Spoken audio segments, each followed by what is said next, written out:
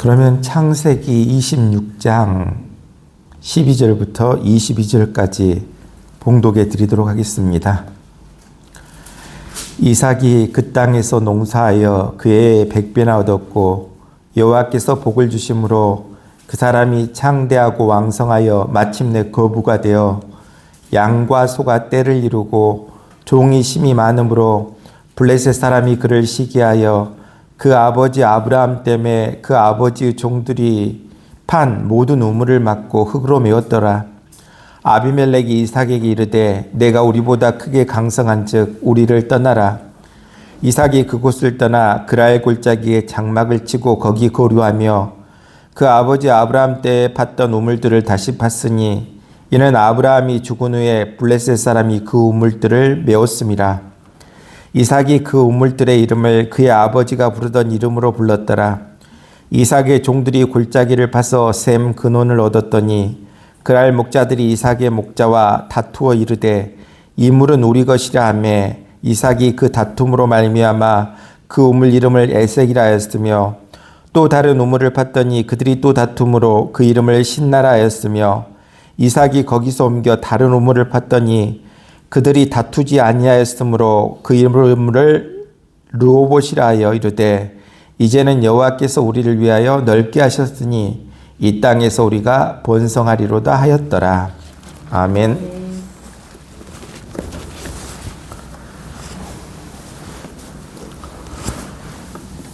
우리가 잘 아는 이야기 중에 햇빛과 바람에 대한 이야기가 있습니다. 햇빛과 바람이 내기랍니다. 저 지나가는 나그네의 겉옷을 누가 벗길 것인가? 내기랍니다. 먼저 바람이 힘차게 바람을 불러 일으켰지만 나그네는 되레 그 옷깃을 여미었습니다. 하지만 햇빛이 비치니 그 나그네가 입었던 겉옷을 벗었더라. 이러한 이야기가 있습니다. 바로 따뜻함, 온유함이 이긴다라는 그러한 의미를 우리에게 말하고 있습니다. 우리가 오늘 본문에서 본 이삭도 어릴 때 어떤 모습이었습니까? 아버지 아브라함이 하나님께로부터 말씀을 듣습니다. 내 아들 내 독자 이삭을 내게 번제로 바쳐라, 제물로 바쳐라, 이러한 말씀을 듣습니다. 이 말씀에 순종해서 아브라함이 아들 이삭을 데리고 모리아산을 향해 가게 됩니다. 모리아산을 향해 가는 도중에 아들 이삭이 묻습니다. 아버지, 불과 나무는 있는데 제물은 어디가 있습니까? 그때 아브라함이 말합니다. 하나님께서 준비하셨느니라. 모리아산에 가보니 이삭이 자신이 제물인 것을 깨닫게 됩니다. 이때 보통 사람들 같으면 어떻게 합니까?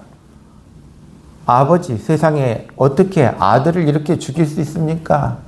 이게 말이 된 이야기입니까? 이와 같이 항의할 수도 있었습니다. 아니면 늙은 아브라함을 밀치고 아예 도망가 버릴 수도 있었습니다. 하지만 이삭은 어떻습니까? 아버지 아브라함 말에 순종하는 모습을 보게 됩니다. 스스로를 제물로 내어놓는 모습을 보게 됩니다. 그 속에서 무엇을 깨닫게 됩니까? 순종의 사람을, 온유한 사람을 이렇게 이삭을 통해 우리는 깨닫고 느끼게 됩니다. 창세기 26장에 보면 이삭의 성품을 보여주는 이야기가 나와 있습니다. 그는 가나안 땅에 큰 기근이 들어 블레셋 사람들이 사는 그랄 지역으로 이주하게 되었습니다. 그것도 기근으로 살기 어려워 애굽으로 내려가려고 하자 하나님이 이삭에게 나타나셔서 그랄을 떠나지 말라 이와 같이 말씀하셨습니다. 순종의 사람 이삭은 그 말씀에 순종하였더니 하나님이 이삭을 축복하셔서 기근으로 농사짓기 어려운 땅임에도 불구하고 농사가 잘 되어 100배나 얻고 양과 소가 번성하도록 하나님이 만들어 주셨습니다. 그가 블레셋 사람들에게서 그 어떤 도움도 받은 것도 없고 피해를 준 것도 없는데 우물을 빼앗아 버렸습니다. 그럼에도 그는 아무런 항변조차 하지 않고 우물을 내주고는 다른 곳으로 이주했습니다. 이렇게 고생하면서 다시 우물을 팠는데 그들은 또 따라와 우물을 빼앗았습니다. 이번에도 그는 참았습니다. 다시금 그곳을 떠났습니다. 그는 다시 그들을 피하여 루봇에 이르러 우물을 팠더니 거기서도 샘이 솟아나왔습니다. 이번에는 빼앗던 사람들도 더 이상 쫓아오지 않았습니다. 그곳에서 짐승을 먹일 풀이 다하자 그는 부엘세발로 올라갔습니다. 그런데 그곳에서 블레셋 왕 아비멜렉과 군대 장관 비골이 찾아왔습니다. 그리고는 우리 서로 싸우지 말자 불같이 언약을 맺자고 합니다. 그는 그들의 제안을 받아들이고 언약을 하고 그들을 성대히 대접하고 돌려보내게 됩니다. 그러자 종들이 와서 우물을 파서 샘을 얻었습니다. 또 보고를 하게 됩니다. 그래서 이삭이 그 샘 이름을 부엘세바라고 명명을 합니다. 여기서 부엘이란 우물을 뜻합니다. 세바는 맹세 혹은 일곱 이와 같은 뜻을 의미합니다. 부엘세바라고 이렇게 명명하게 됩니다. 아무튼 이삭은 우물을 파느라 이리저리 이사다니는 수고를 감내해야만 했습니다. 일반적으로 우물은 한 번 파기도 대단히 어려웠습니다. 또 한 번 파서 성공하면 더 이상 파지를 않습니다. 그의 아버지 아브라함도 그랬습니다. 그런데 그는 자기 아버지가 판 우물을 다시 팠는데도 말 한마디도 못하고 그 우물을 빼앗기고 맙니다. 그런데도 고생고생해서 판 우물을 그냥 넘겨주고 떠나는 그 모습, 어떻게 보면 바보 같은 모습 같기도 하고 그것이 정말 너무나 안타까운 우리에게 다가오는 모습입니다. 이처럼 바보같이 화 한 번 내지 못하고 양보만 한 그가 실패하고 좌절한 것이 아니라는 것입니다. 결국 어떻게 됩니까? 하나님의 사랑을 받고 많은 사람들의 인정을 받으면서 축복의 사람이 됨을 우리는 보게 됩니다. 그렇습니다. 이와 같은 점을 우리도 배울 수 있고 본받을 수 있기를 바랍니다. 유목민에게 있어 우물은 생명과도 같은 그리고 전 재산과도 같은 것이었습니다. 그런데도 그는 그런 우물을 여러 차례 빼앗겼습니다. 어떻게 보면 다른 사람 같으면 사생결단하고 그들과 싸워야 했었을 것입니다. 하지만 이삭은 어떻습니까? 그렇지 않았다라는 것입니다. 빼앗기면 또 양보하고 다른 지역으로 갔습니다. 또 쫓아와 빼앗으면 또 양보를 했습니다. 결국 어떻게 됩니까? 빼앗는 사람이 스스로 부끄러움을 느끼고 평화를 정하게 되었다는 것입니다. 이처럼 이삭의 인내와 양보가 평화를 이루어냄을 우리는 보게 됩니다. 바로 이것이 평화의 삶이라는 것입니다. 평화는 평화를 만들어냅니다. 그래서 우물을 빼앗던 아비멜렉이 부엘세바까지 찾아와서 평화의 언약을 맺자고 간청을 하게 됩니다. 평화를 이루며 사는 것의 중요성에 대해 우리 예수님께서는 마태복음 5장 9절에 말씀해 주고 있습니다. 화평하게 하는 자는 복이 있나니 그들이 하나님의 아들이라 일컬음을 받을 것이며 이와 같이 말하고 있습니다. 잠언 16장 32절에 노하기를 더디하는 자는 용사보다 낫고 자기의 마음을 다스리는 자는 성을 빼앗는 자보다 나으니라. 잠언 4장 23절에 모든 지킬 만한 것 중에 더욱 내 마음을 지키라. 생명의 근원이 이에서 남이니라. 그렇습니다. 이삭의 삶의 모습이 우리의 모습 되어야 되지 않겠습니까? 이삭에 대해 다시 한번 살펴보겠습니다. 이삭이 블레셋에서 농사를 지었는데 100배나 얻었고 장대하고 왕성해서 거부가 되었습니다. 양과 소가 큰 떼를 이루었고 많은 종들을 거느렸기에 블레셋 사람들은 이삭을 시기하기 시작했습니다. 블레셋 사람들이 이삭의 우물을 흙으로 메웠는가 하면 우물을 빼앗기도 했습니다. 하지만 이삭은 어떻습니까? 계속 양보했습니다. 이삭이 계속해서 다른 우물을 팠더니 더 이상 빼앗거나 다투지 아니하였고 그래서 그 우물 이름을 르호봇이라 했더라. 이와 같이 말씀해 주고 있습니다. 오늘 이 시간 우리도 이삭의 모습을 통해서 우리에게도 새로운 인생이 열리는 귀한 이 시간 우리 모두 될 수 있기를 바랍니다. 이삭은 물처럼 산 사람입니다. 오늘 말씀 18절로 19절에 그 아버지 아브라함 때문에 팠던 우물들을 다시 팠으니 이는 아브라함이 죽은 후에 블레셋 사람이 그 우물들을 메웠습니다. 이삭이 그 우물들의 이름을 그 아버지가 부르던 이름으로 불렀더라. 이삭은 바로 물처럼 산 사람입니다. 물은 어떻습니까? 싸우지 않습니다. 물은 막으면 어떻습니까? 잠깐은 멈추어 서지만 비껴서 다시 흘러갑니다. 물은 위에서 아래로 흘러갑니다. 물은 겸손합니다. 높이 올라가려고 하지 않습니다. 계속 아래로 내려갑니다. 그러나 결국은 목적지에 이르게 됩니다. 큰 강에 이르게 되고 넓은 바다에 이르게 됩니다. 바로 물은 부드러우면서 강하다는 것입니다. 바로 이삭은 물과 같지만 강한 사람임을 우리는 보게 됩니다. 성경은 온유한 자가 참으로 강한 자요 땅을 차지한다 말씀해 주고 있습니다. 시편 37편 11절에 그러나 온유한 자들은 땅을 차지하며 풍성한 화평으로 즐거워하리로다 말씀해 주고 있습니다. 마태복음 5장 5절에 온유한 자는 복이 있나니 그들이 땅을 기업으로 받을 것이며 말씀해 주고 있습니다.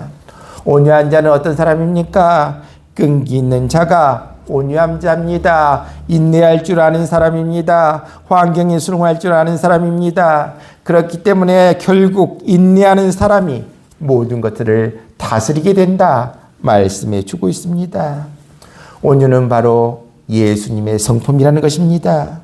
마태복음 11장 29절에 나는 마음이 온유하고 겸손하니 나의 멍에를 메고 내게 배우라.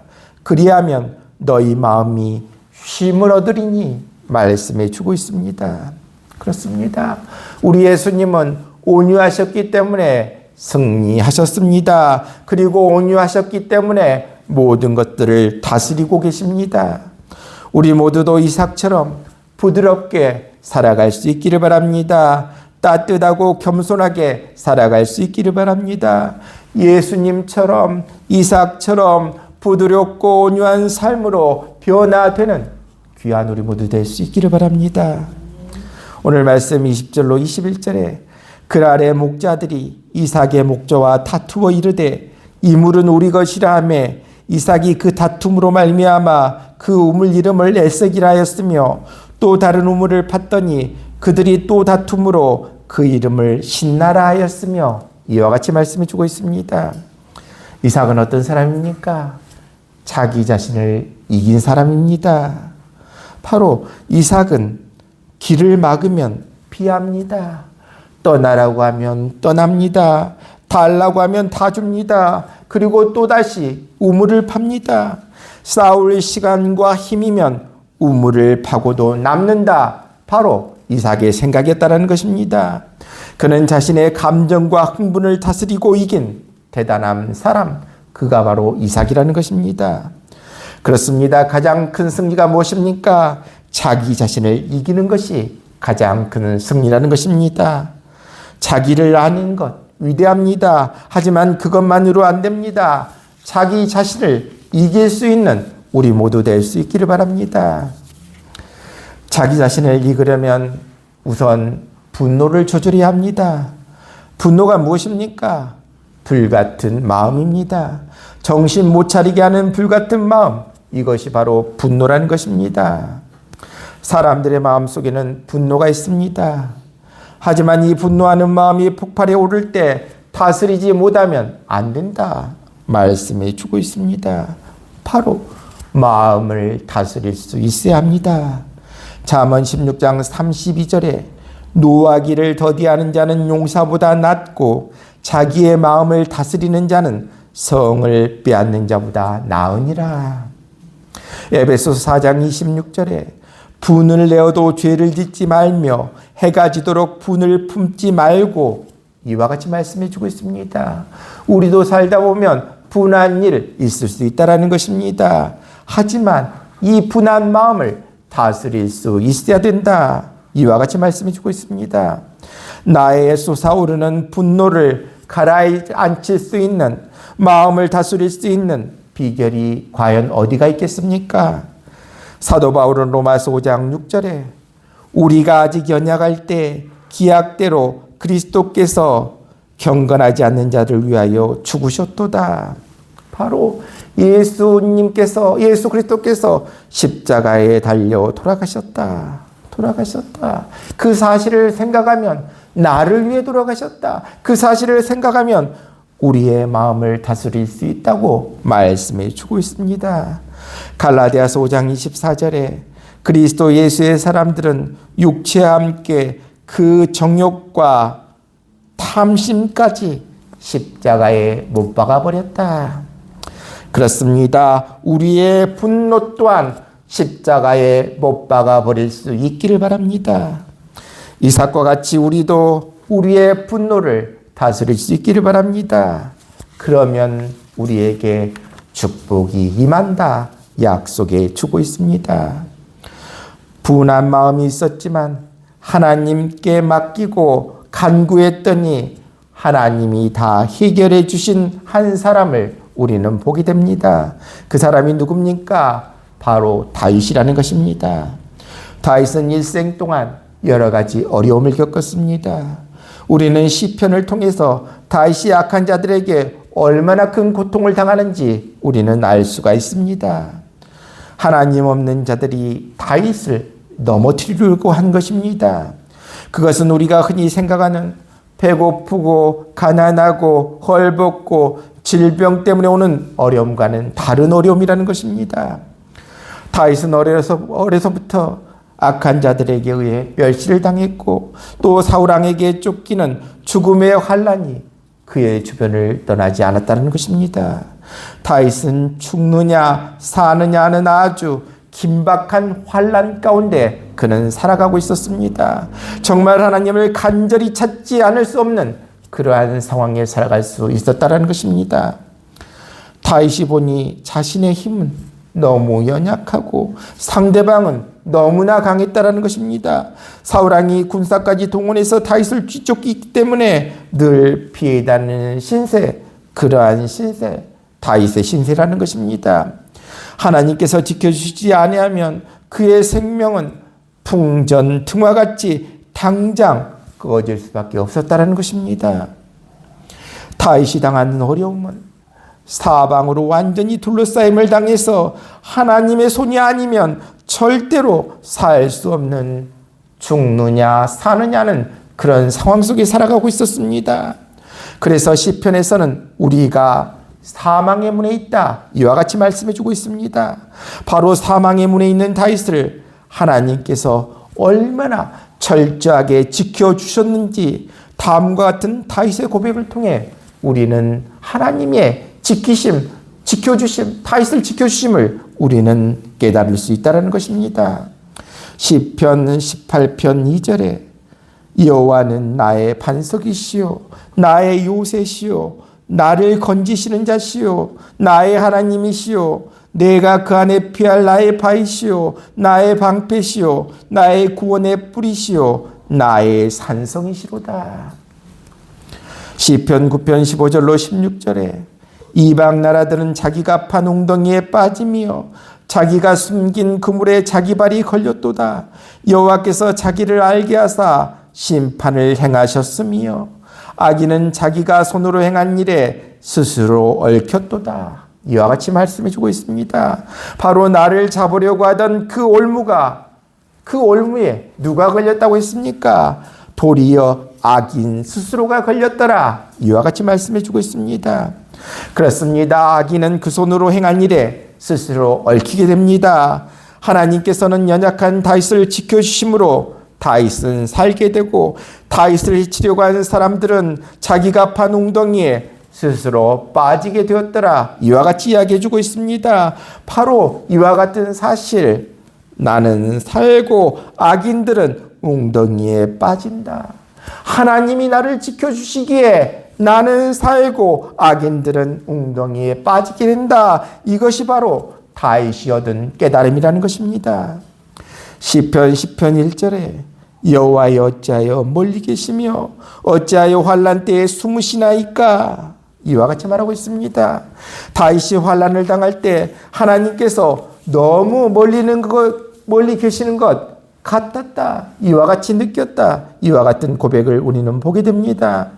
시편 2절에 악한 자가 교만하여 가련한 자를 심히 압박하오니 그들이 자기가 베푼 꾀에 빠지게 하소서, 이와 같이 간구하는 모습을 보게 됩니다. 바로 다윗은 여기서 하나님 저를 도와주십시오 간구하는 모습을 우리는 보게 됩니다. 시편 3절로 4절에 악인은 그 마음의 욕심을 자랑하며 탐욕을 부리는 자는 여호와를 배반하여 멸시하나이다. 악인은 그 교만한 얼굴로 말하기를 여호와께서 이를 감찰하지 아니하신다 하며 그의 모든 사상에 하나님이 없다 하나이다. 이와 같이 간구하는 모습을 보게 됩니다. 이와 같이 하나님께 간구했던 다윗은 어떻게 됩니까? 언제나 하나님의 도우심을 잊게 됨을 보게 됩니다. 그렇습니다. 성도는 힘으로 싸우는 사람이 아니라는 것입니다. 우리가 악을 악으로 대적하여 싸워 이기는 것이 아니라 언제나 하나님 편에 서서 하나님을 의지하면 하나님이 우리를 대신해서 싸워 주실 것입니다. 우리가 살면서 많은 아픔, 많은 어려움 있을 줄 압니다. 건강의 문제, 경제적인 문제, 인간관계적인 문제, 여러 가지 복잡하고 힘든 일이 우리 안에 많이 있을 줄로 압니다. 그러나 우리는 어떻게 해야 합니까? 좌거절하거나 포기하지 마시기를 바랍니다. 참고 인내하며 나아갈 수 있기를 바랍니다. 자신을 이기고 극복할 수 있기를 바랍니다. 더 기도하며 나아갈 수 있기를 바랍니다. 낙심하지 말고 기다릴 수 있기를 바랍니다. 그러면 이삭처럼 우리도 승리하게 주시겠다 약속해 주고 있습니다. 오늘 말씀 22절에 보니 이삭이 거기서 옮겨 다른 우물을 팠더니 그들이 다투지 아니하였으므로 그 이름을 르호봇이라 하여 이르되 이제는 여호와께서 우리를 위하여 넓게 하셨으니 이 땅에서 우리가 번성하리로다 하였더라. 이삭은 하나님이 풍성하고 부유하신 그러한 하나님이심을 믿었습니다. 흉년 때일지라도 하나님이 복 주시면 100배나 얻어 거부가 된다라는 사실을 믿었습니다. 땅은 넓고 우물을 팔 수 있는 곳이 많다고 믿었습니다. 그는 넓은 세계관을 가지고 살았습니다. 땅만 바라보지 아니하고 하늘의 하나님을 앙망하며 살았습니다. 작은 땅을 가지고 아웅다웅하지 않았습니다.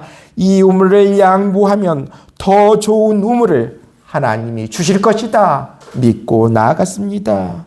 또한 기회가 한 번으로 끝나는 것이 아니라 거듭거듭 온다라는 사실을 믿었습니다. 그래서 이삭은 양보하고 양보하면서 우물을 계속해서 팠다라는 것입니다. 그렇습니다. 우리도 다음과 같은 사실을 기억하며 나아갈 수 있기를 바랍니다. 세상은 풍요롭습니다. 겨울만 있는 것이 아니라 화창한 봄도 있다라는 것입니다. 조금만 있으면 잎이 나고 아름다운 꽃이 피게 될 것입니다. 바로 우리 하나님은 어떤 하나님이십니까? 풍요로우신 하나님이시라는 것입니다. 우리 하나님은 우리에게 더 좋은 기회를 주시는 하나님이십니다. 갑절의 복을 주시는 하나님이 우리 하나님이십니다. 우리 하나님은 모든 것이 합력하여 선을 이루시는 하나님, 그 하나님이 우리 하나님이십니다. 우리 하나님은 무궁무진한 사랑과 복으로 우리를 기다리고 계시는 하나님, 그 하나님이 우리 하나님이심을 믿고 나아갈 수 있기를 바랍니다. 그러기에 오늘의 현실, 어려워도 하나님은 우리의 현실을 다 알고 계시고 그래서 우리를 일으켜 주시고 풍성하게 해주시고 행복하게 해주신 하나님이 우리 하나님이시다 말씀해 주고 있습니다.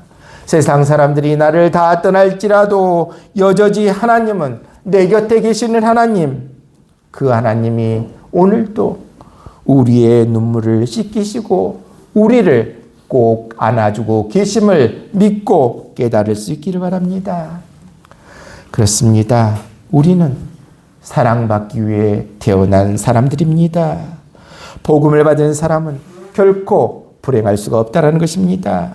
하나님은 우리에게 형통의 열매를 맺게 해주십니다. 하나님께서 이삭처럼 우리에게도 100배로 복을 허락해 주시는 하나님이 우리 하나님이십니다. 그러기에 우리 모두 믿고 나아갈 수 있기를 바랍니다. 사람은 할 수 없어도 하나님은 할 수 있다. 믿고 나아갈 수 있기를 바랍니다. 우리 하나님은 능치 못할 것이 없으신 하나님이시다. 외치며 나아갈 수 있기를 바랍니다. 우리가 사는 현실이 지금은 힘들고 어렵더라도 이러한 시기일수록 믿음 없이 살아서는 안 되겠습니다. 우리 모두 오늘 이 시간 이삭을 통해서 깨달을 수 있기를 바랍니다. 우리 모두 이삭처럼 부드럽게 살 수 있기를 바랍니다. 이삭처럼 자기 자신을 이기며 나아갈 수 있기를 바랍니다. 이삭처럼 우리 하나님은 복 주시는 하나님이시다 믿고 나아갈 수 있기를 바랍니다. 우리 모두 오늘 이 시간 이삭처럼 우리 모두가 다 살아서 우리 모두 이삭이 받았던 축복을 우리 모두도 다 받아 누릴 수 있는 귀한 우리 모두 다 될 수 있기를 주님의 이름으로 축원합니다.